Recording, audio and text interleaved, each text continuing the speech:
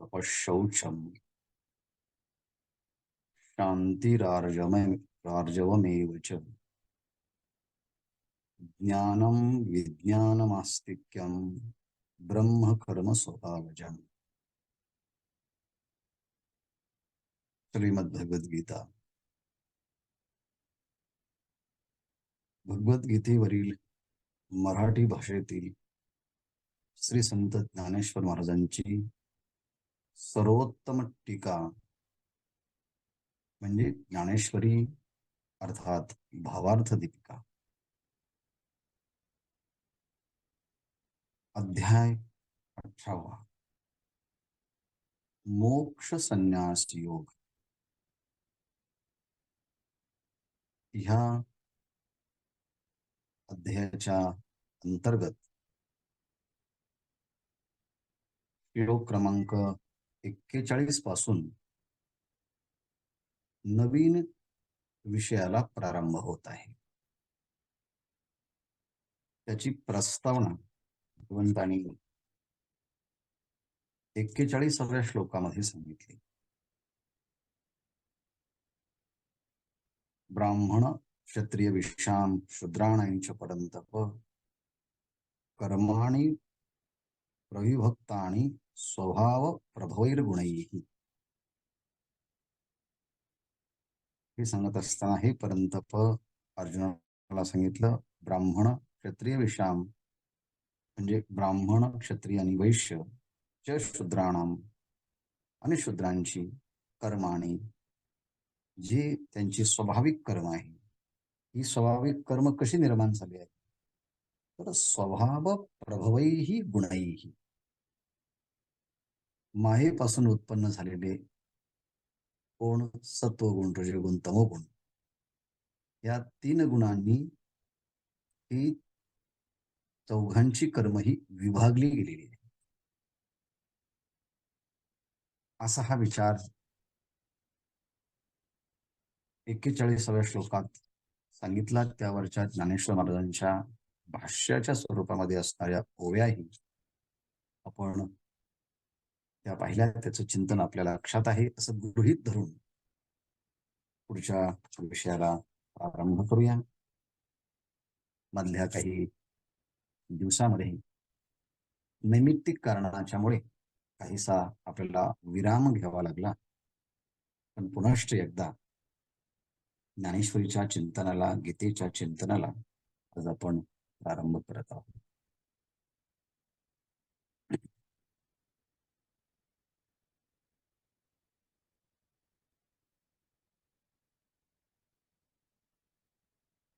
ब्राह्मण क्षत्रिय वैश्य आणि शूद्र असे जे 4 वर्ण पाडले त्यांच्या ठिकाणी असणाऱ्या गुणांच्या मुळे. गुण हे मायेचे आहेत. मायेपासून निर्माण झालेले हे गुण आहे. सत्वगुण असेल तर त्या सत्वगुणाचा परिणाम, त्याचा प्रभाव, त्याची अभिव्यक्ती ही ज्ञानात असते, प्रकाशात असते, ध्यानात असते, हलकेपणामध्ये असते. सत्वगुण जिथे असेल तिथे सूक्ष्माती सूक्ष्म ज्ञानाच्या मध्ये त्या बुद्धीचा प्रवेश. जी गोष्ट कळण्यात अत्यंत अनाकलनीय आहे, पण सत्वगुणाचं प्राधान्य ज्यांच्यामध्ये आहे त्यांना ती गोष्ट लवकर आकलन. आणि त्यांचे अनेक वैशिष्ट्य इथे सांगणारच आहे, सांगतच आहे. सत्वगुणाला बरोबर घेऊन त्यामध्ये रजगुण मिसळला की मग ते वैशिष्ट्य येत आहे. ते सत्वगुण मिश्रित असणारा रजगुण हे ज्यांच्यामध्ये असतात ते क्षत्रिय आहेत. मग त्या क्षत्रियांचे गुण वैशिष्ट्ये 43व्या श्लोकामध्ये भगवंत सांगणार आहे. आणि जिथे रजगुणही आहेत, सत्वगुणाचंही सत्वगुण आहे रजगुणाचं अधिक्य आहे आणि काहीचा तमगुण आहे. ते क्षत्रिय वैश्य आहे, ज्यांच्यामध्ये तमोगुणाचं प्राधान्य, रजगुणाचं मिश्रण आणि सत्वगुण कमी असं जे आहे ते शूद्र वर्णामध्ये येतो आणि त्यांच्याकडनं त्या प्रकारचे कर्मही घडली जातात. मग प्रश्न असा पडतो की आम्ही तर काही हे आमच्यामध्ये मिसळवले नाहीत, सत्वगुण रजगुण तमोगुण. हे गुण तर मायेचे आहेत. मग ते आमच्याकडे आल्यामुळे त्या मायेच्या गुणामुळे आमच्यामध्ये ठीक आहे, ती मायेची असते, पण मग आमच्यामध्येच तमोगुण जास्त म्हणून शूद्र, रजगुण अधिक, सत्वगुण अधिक्य म्हणे ब्राह्मण, हे तरी का? हे आमच्यावरती का लादले गेले, असाही प्रश्न उद्भवू शकतो. परंतु त्या गुणांची निर्मिती सुद्धा त्याला मागच्या जन्माचं कारण मानलं जातं, आपलंच कर्म मानलं जातं.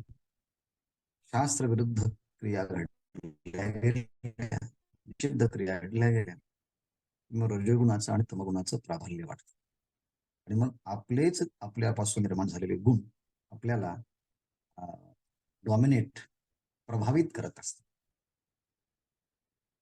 पण प्रयत्न जर केला तर प्रयत्न केला तर सत्वगुण पुरुषार्थाने सत्वगुणाची वृद्धी करू शकतो, रजगुण कमी करू शकतो, तमोगुण अगदी किंचित मात्र राहू शकतो. हे सगळ्या गोष्टी माणसाला शिक्षणाने, संस्काराने, शास्त्र संस्कार, गुरु संतांच्या संस्काराने गुणांच्या मध्ये परिवर्तन घडवून आणतायत. आणि शेवटी काय हो, तुम्ही कोणत्याही गुणामध्ये जरी असलात, पण ते कर्म जर ईश्वर प्रित्यर्थ केलं तर कोणतंही कर्म ही ईश्वराचीच पूजा होते ना, कोणतंही कर्म ही ईश्वराचीच आराधना होते ना. आणि मग त्या गुणानुसार केलेलं कर्म, त्याची आराधना केली की ईश्वराची प्राप्ती, हे फल तर सगळ्यांना समानच आहे, त्यामध्ये काही विषमता नाही. असो, यावरती अनेक साधक बाधक चर्चा होऊ शकते, पण नुसतीच चर्चा करण्यापेक्षा मूळ विचार आणि तो विचार जसाही तसा समजून घेतला की मग शंका यायला फारशी वाव नसते.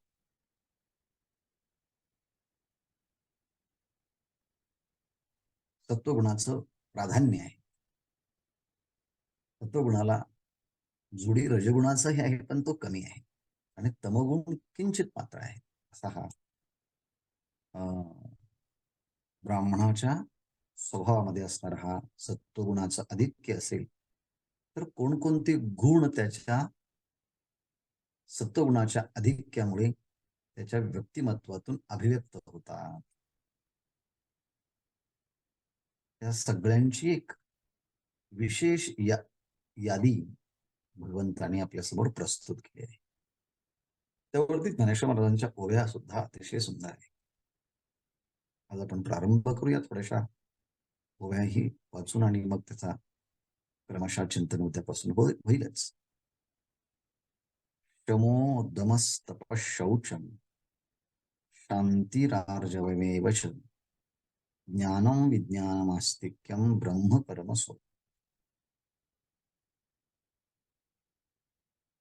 हा 18वा अध्याय आहे, 42वा श्लोक आहे.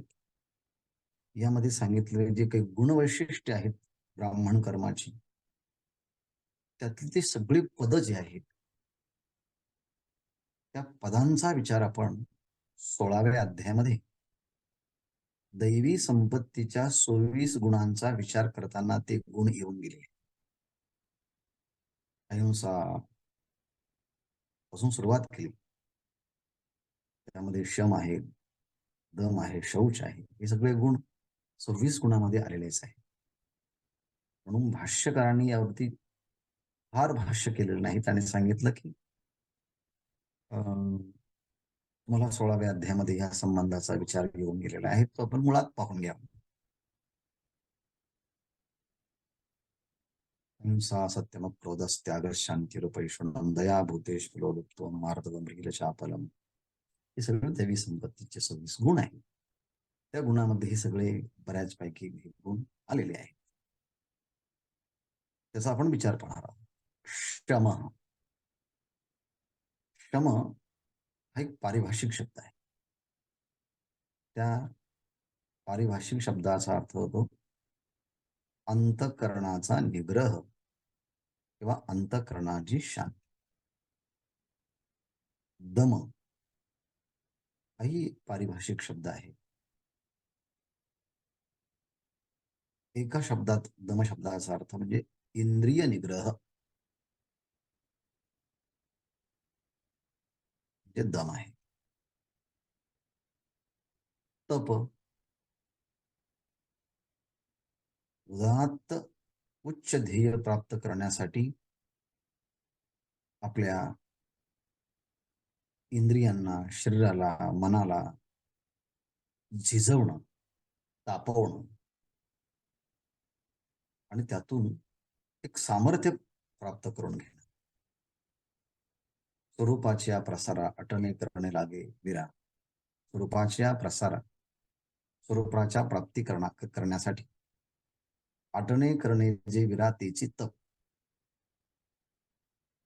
स्वरूपाच्या प्राप्तीसाठी साधनाच्या दृष्टीने केले जाणारे जे प्रयत्न आहे, त्यातून शरीराला झिजवणं म्हणजे ही तप आहे. शौचम, शौच म्हणजे सुचिरभूतपणा, आणि हा सुचिरभूतपणा आंतरिक आणि बाह्य अशा दोन्ही स्वरूपाचा आहे. तो आंतरिक काय आहे, बाह्य काय आहे, याचा विचार आपण मौलींच्या ओव्यांच्या माध्यमातून पाहताना आपण करणार आहोत. ज्ञानम विज्ञानम अस्तिक्यम, ज्ञानम विज्ञानम अस्ति. ज्ञान असं म्हणताना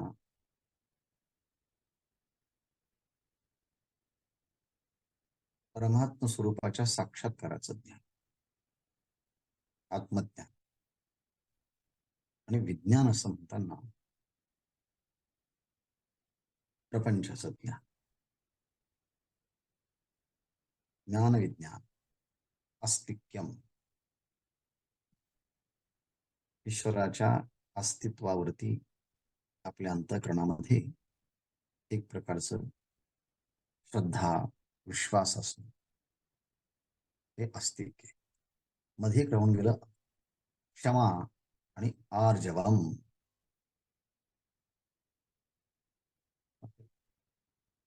क्षमोदमस्तप शौचम शांती. शांती शब्दाचा अर्थ आहे क्षमा. आर्जवम, आर्जव म्हणजे अंतःकरणाचा सरळपणा, स्ट्रेट फॉरवर्डनेस. असे जे गुण आहेत, त्या गुणाला म्हणतात की ब्रह्म कर्म स्वभावजम. ब्राह्मणाचे ही स्वभावजन्य कर्म, स्वभाव नैसर्गिक आहे. स्वभाव सांगितला की मागच्या जन्मामध्ये केलेले जे सत्कर्म, त्या सत्कर्माचे झालेले जे काही संस्कार, आणि त्या संस्कारातून ह्या जन्मामध्ये झालेली सहज अभिव्यक्ती म्हणजे स्वभाव. म्हणजे स्वभावाला सुद्धा आपल्या मागच्या पुरुषार्थाचीच हेतुता म्हणजे कारणता या ठिकाणी निश्चित होते. बरं, असा विचार आपण खूपदा मागे केलेला आहे.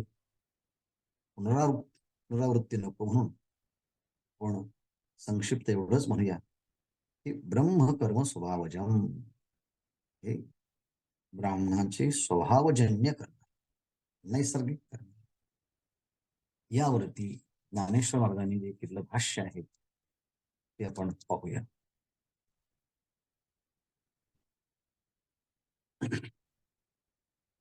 सर्व इंद्रियांच्या वृत्ती घेऊन आपुल्या हाती, बुद्धी आत्मया मिळे एकांती, प्रिया जैशी.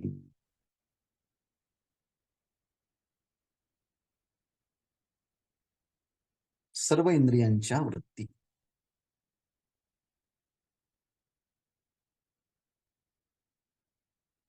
सर्व इंद्रियांच्या वृत्ती आपल्याकडे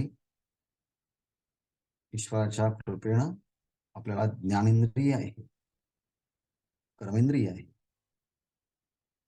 आणि त्या इंद्रियांच्या विशिष्ट वृत्ती असतात. डोळ्याची वृत्ती ही रूपाकडे आहे, कानाची वृत्ती शब्दाकडे आहे, त्वचेची वृत्ती स्पर्शाकडे आहे, जिव्हेची वृत्ती रसाकडे आहे, घ्राणाची वृत्ती गंधाकडे आहे. अर्थात त्या इंद्रियांची त्या विषयाकडे असणारी जी स्वाभाविक प्रवृत्ती, ती प्रवृत्ती म्हणजेच त्या इंद्रियांची वृत्ती. हे सर्व इंद्रिय काय करतात, आपापल्या विषयाकडे नैसर्गिकरित्या धाव घेत असतात. डोळे उघडले की रूप दिसतं, कानाचा तर प्रश्न नाही, काय कान उघडेच असतात, त्यामुळे शब्दांचा आघात झाला की आपल्याला त्यातून शब्द बोलू. पण आता बुद्धी काय करते, विचाराच्या साह्याने, सत्वगुण प्रधान असल्यामुळे विचारांच्या साह्याने इंद्रियांच्या मध्ये विवेक प्रवण करून इंद्रियांना विषयांच्या मध्ये दोष आहे असं दोष दर्शन घडवून या सगळ्या इंद्रियांना विषयांच्या पासून मागे खेचून त्याला प्रत्याहार असं म्हणतात. त्या प्रत्याहाराच्या माध्यमातून सगळे इंद्रिय आपल्या विषयांच्या पासून परावृत्त होऊन आपल्या गोलकाच्या ठिकाणी स्थिर होतात. आणि मग त्या सगळ्या इंद्रियांच्या वृत्ती बुद्धी काय करते, आपल्या हाती घेऊन आपल्या हातात घेते, आपल्या ताब्यात घेते, आपल्या नियंत्रणात ठेवते. मग इथे इंद्रियांचा प्रभाव नाही, इथे बुद्धीचा प्रभाव आहे, विचाराचा प्रभाव. मग ह्या विचाराच्या साह्यानं इंद्रियांच्या वृत्ती बुद्धी आपल्या ताब्यात घेते. मग बुद्धी कशी तशीच राहते का? नाही, ती बुद्धी सुद्धा आत्मया एकांती मिळे. मग ती बुद्धी सुद्धा अतिशय एकाग्रतेने, शांततेने ती वृत्ती आत्मस्वरूपाच्या ठिकाणी एकरूप होते.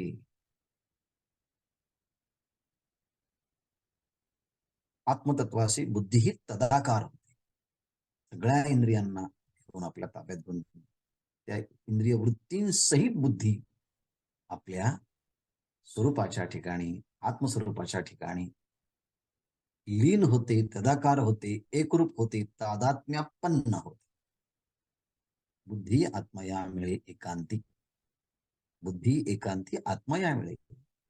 पण ती बुद्धी कशी आहे, सर्व इंद्रियांच्या वृत्ती बुद्धी आपल्या हाती घेऊन एकांती आत्मया मिळे, ती मिळते.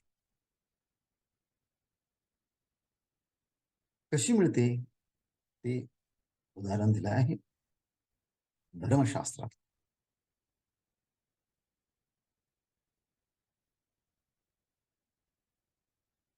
मुलगी जेव्हा लग्न करते, विवाह संपन्न होते, विवाहबद्ध होते, तेव्हा ती आपल्या वडिलांच्या कुळाकडनं नवीन झालेल्या संबंधाकडे, म्हणजे नवऱ्याच्या कुळाकडे, म्हणजे माहेरच्या कुलाचा त्याग आणि सासरच्या कुलाकडे त्यांच्याशी तादात्म्य होते. आणि मग सगळ्यांशी व्यवहार करते. हे सासरे आहेत, सासू आहे, दीर आहे, नणंद आहे, जे आणखी काही संबंध असतील ते सगळे संबंध ती निर्माण करते. मग पहिल्यांदा काय केलं, ती पतीकडे जेव्हा येते सासरी येते तेव्हा माहेरच्या कुलांचा त्याग आणि सगळ्यांच्या मध्ये मिसळते.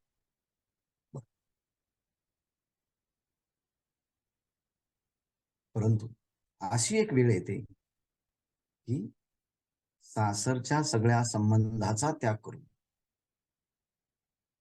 ती आपल्या पतीच्या सानिध्यामध्ये येते. मग तेव्हा काय होतं? सांढोनी कुळे दोन्ही. मग असा एक क्षण येतो की तिला वडिलांच्या कुळाचा सगळ्या लोकांचाही त्याग करावा लागतो आणि सासरच्या लोकांचाही त्याग करावा लागतो. दोन्हींचाही त्याग करून मग ती आपल्या पतीशी तदाकार होते, एकरूप होते, समरस होते, ऐक्याला पावते.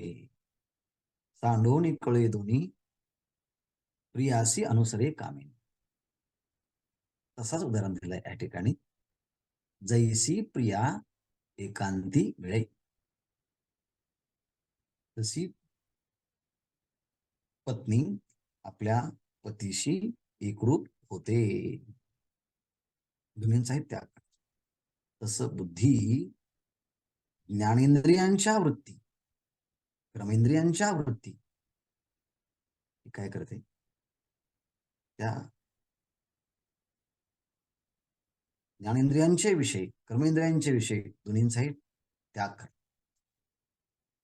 इंद्रियांना अंतर्मुख आणि मग ती स्वतः आत्मस्वरूपाच्या ठिकाणी एकरूप होते. म्हणजेच यामध्ये बुद्धीला एक पातिव्रत्य संकल्पना अभिव्यक्त केली आहे. जणू काही बुद्धी ही पतिव्रता स्त्रीप्रमाणे आहे आणि आत्मतत्वाशी जेव्हा ती बुद्धी एकरूप होते तेव्हा आत्मतत्व खरं म्हणजे हा बुद्धीचा पती आहे आणि बुद्धीची आणि आत्मतत्वाशी झालेलं त्यांचं लग्न आहे, ऐक्य आहे. मग ती बुद्धी अनात्म्याचा त्याग करून आत्म्याशी एकरूप होते. मग आता ही अवस्था कशी आहे? ही सहज आहे. तिला काही प्रयत्न करावा लागतो. सहजतेने एका कुळाचा त्याग केला, दुसऱ्या कुळाचाही त्याने सहज त्याग केला. दोन्ही कुलाचा त्याग करून मग ती आपल्या पतीशी सहजतेने, शास्त्र मान्यतेने, लोकमान्यतेने ती अनुसरते.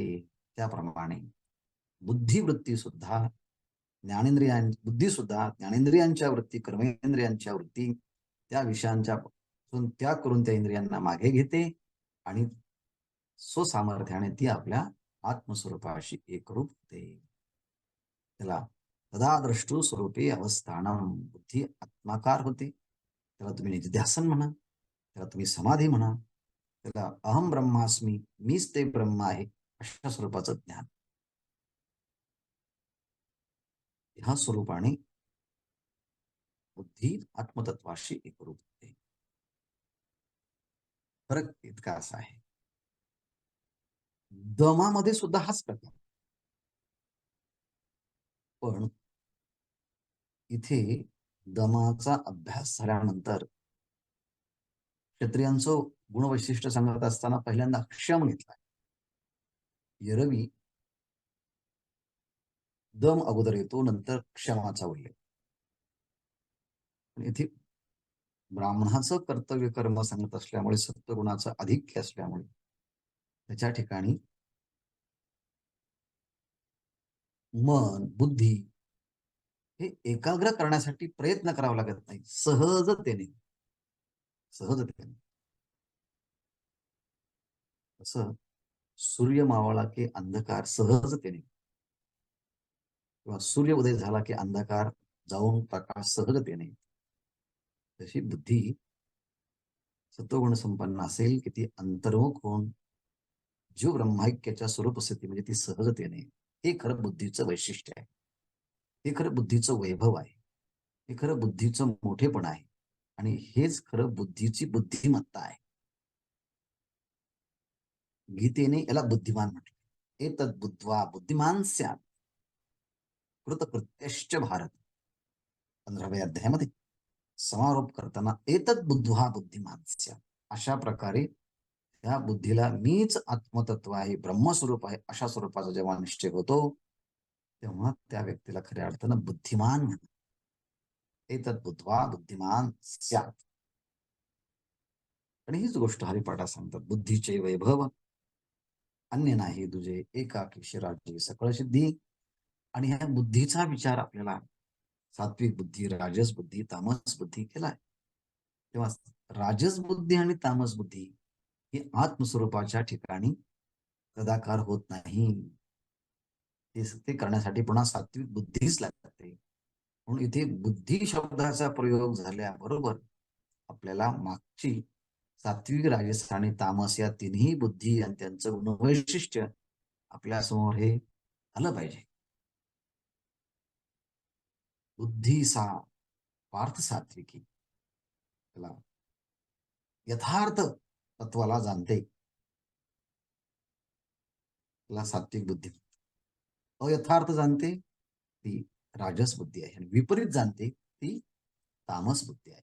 सर्वार्थां विपरीतांश्च बुद्धी सा पार्थ तामसी, अयथावत प्रजानाती बुद्धी सा पार्थ राजसी, आणि यथावत जाणाती ती सात्विक बुद्धी आहे. म्हणून मागचाही विचार पुढे येतो.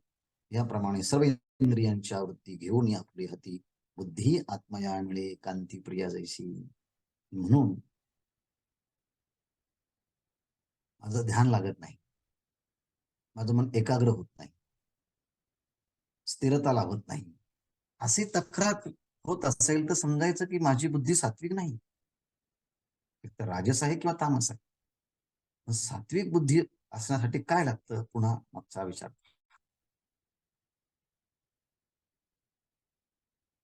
आणि तो विचार आपल्यामध्ये आणण्याचा प्रयत्न केला, मग ती सात्विक बुद्धी होऊन मग स्वरूपाच्या ठिकाणी, एक तुम्ही योगाच्या भाषेमध्ये त्याला मेडिटेशन म्हणा,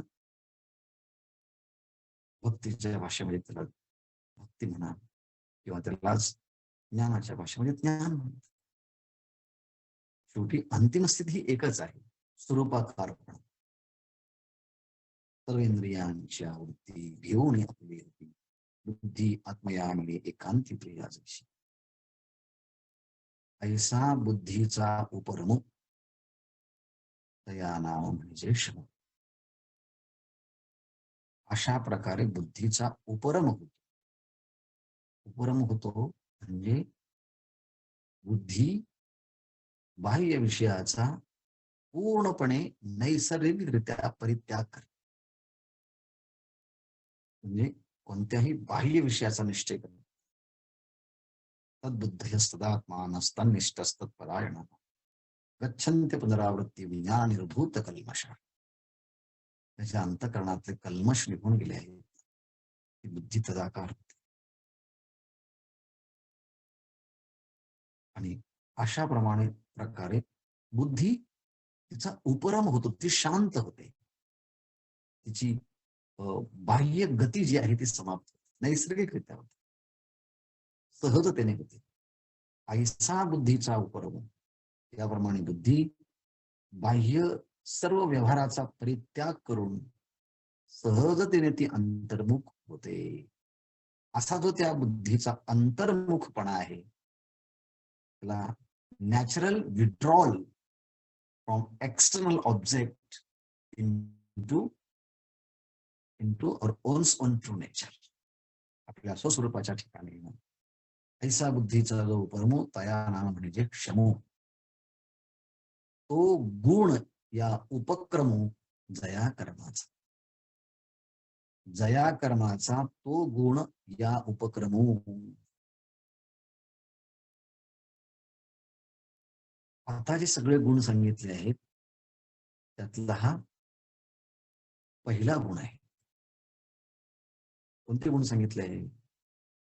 आता सांगितले, श्रम, दम, श्रद्धा, क्षम, दम, तप, शौच, सरळता, ज्ञान, विज्ञान, अस्तिक्य, हे जे काही गुण सांगितले आहे, या गुणामधला सुरुवात ज्याच्यापासून झाली आहे, उपक्रम, बिगिनिंग पॉइंट जो आहे, स्टार्टिंग पॉइंट जो आहे, सुरुवातीचा जो गुण आहे, तो सुरुवातीचा गुण तो शम नावाचा.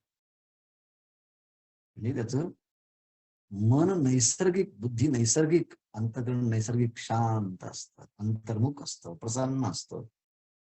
त्यामध्ये रागद्वेषादी कोणतेही विकार नसतात.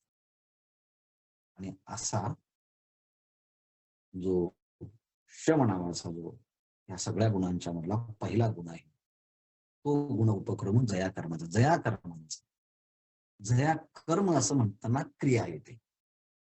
आणि जेव्हा क्रिया येते तेव्हा ब्राह्मणाच्या मध्ये काय आहे क्रिया करण्यासाठी गुण?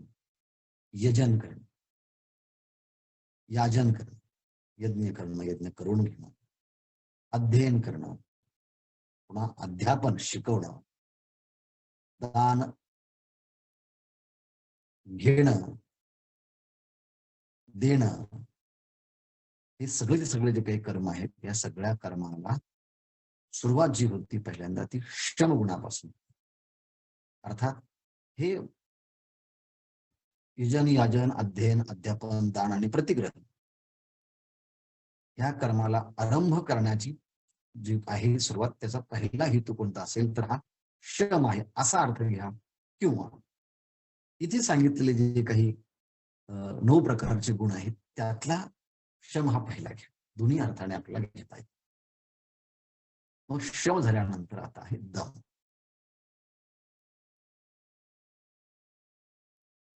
ऐसा बुद्धीचा उपरमुख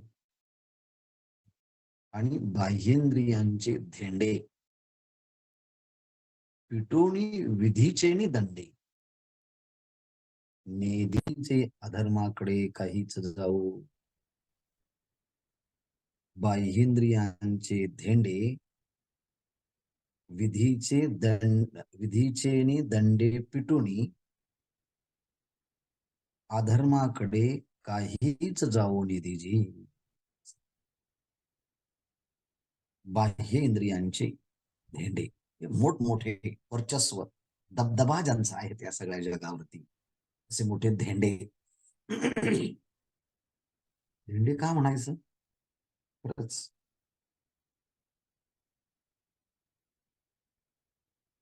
समाजाचं वर्तमान काळामध्ये निरीक्षण केलं, समाजाचं जाऊ द्या, आपणच आपलं निरीक्षण केलं तर आपल्यावरती प्रभाव कोणाचा आहे? आपल्यावरती प्रभाव आहे इंद्रियांचा. त्या त्या इंद्रियांचा तो विषय प्रकर्षणे आपल्या शरीरामध्ये उत्कर्षाला पावला की तो विषय प्राप्त झाल्याशिवाय माणसाला चैन पडत नाही, तो बेचैन. चहाची वेळ झाल्यानंतर चहा नाही मिळाला तर त्याची काय स्थिती होते हे चहा देणाऱ्याला विचार. जेवणाच्या वेळेस जेवण नाही मिळालं म्हणताना त्या त्या इंद्रियांना लागणारं जेवण त्या त्या इंद्रियांच्या वेळेला जर उपलब्ध झालं नाही तर त्या व्यक्तीची किती चिडचिड, तारंबळ आणि त्रेधा होते ही समोरच्या व्यक्तीला जाऊन विचारा कसं हे करतात. कारण का त्या इंद्रियांचा जो प्रभाव आहे तो माणसाला खेचून त्या विषयांच्या पर्यंत घेऊन जातो. म्हणून यांना धेंड म्हटले, मोठमोठा प्रभाव त्यांचा आहे म्हणून धेंडे. कोण आहे यामध्ये? बाह्येंद्रियांचे धेंडे. बाह्य इंद्रिय आणि अंतरेंद्रिय. अंतरेंद्रियाला म्हणतात अंतःकरण, आतले इंद्रिय. मग यांना जर अंतःकरण म्हणत असेल तर बाह्येंद्रिय कोणते? साहजिकच येतात बाह्य इंद्रिय आहे म्हणजे पंच ज्ञानेंद्रिय. त्यामध्ये वाक, पाणी, पाद, पायू, उपस्थ हे कर्मेंद्रिय आहे. श्रोत्र, त्वक, चक्षु, जिव्हा, रसना आणि घ्राण हे ज्ञानेंद्रिय आहे. मग ह्या ज्ञानेंद्रियांचा आणि कर्मेंद्रियांना काय करायचं आहे? विधीचेने दंडे पिटवणी. जसं विधीच्या दंडाने पिटून मारून ठोकून म्हणजे काय करायचं आहे?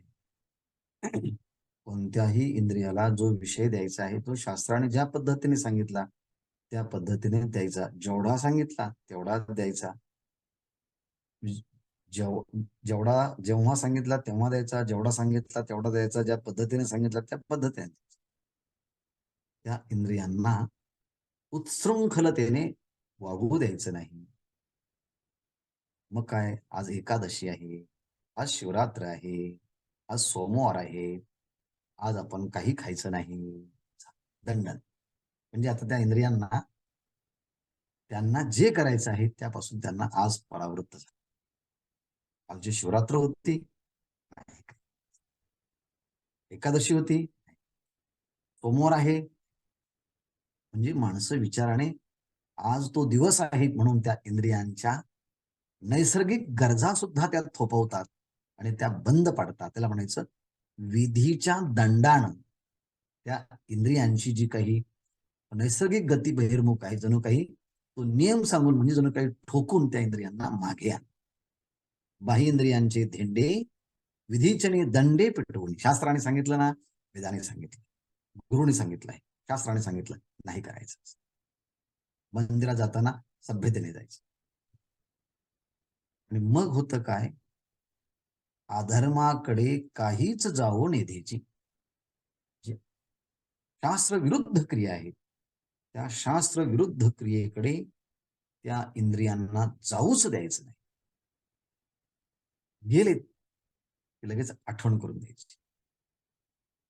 त्याला मान्यता आहे का, त्याला स्वीकृती आहे का?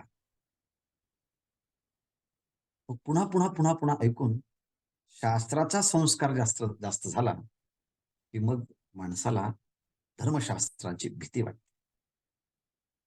नाहीतर माहिती म्हणून जर घेतलं तर माहिती फक्त माहितीच राहते आणि इंद्रियांची कृतीही त्यापेक्षा विरुद्ध होते. तेव्हा व्यक्ती विचाराने कमकुवत होतो आणि विकाराने प्रभावित होतो.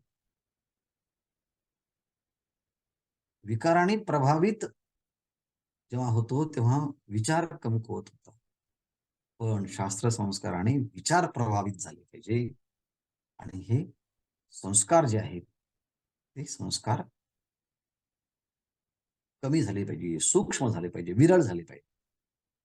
म्हणून असं त्यांना जाऊच न देणं आहे. बाह्य इंद्रियांचे धेंडे पिटवणे विधीचे निदंडे. निधीचे अधर्माकडे जाओ, काहीच जाओ निधीचे. तो पैगा क्षमा विरजा, दम गुण तेथ दुजा, सुधर्माची ओजा जेणे जे का. आणखीही विचार आहेत, परंतु आता हा आज पहिला दिवस असल्यामुळे प्रवासही झाला. बघूया इथे मग त्यापासून क्रमाने हा विचार घेऊ. हो.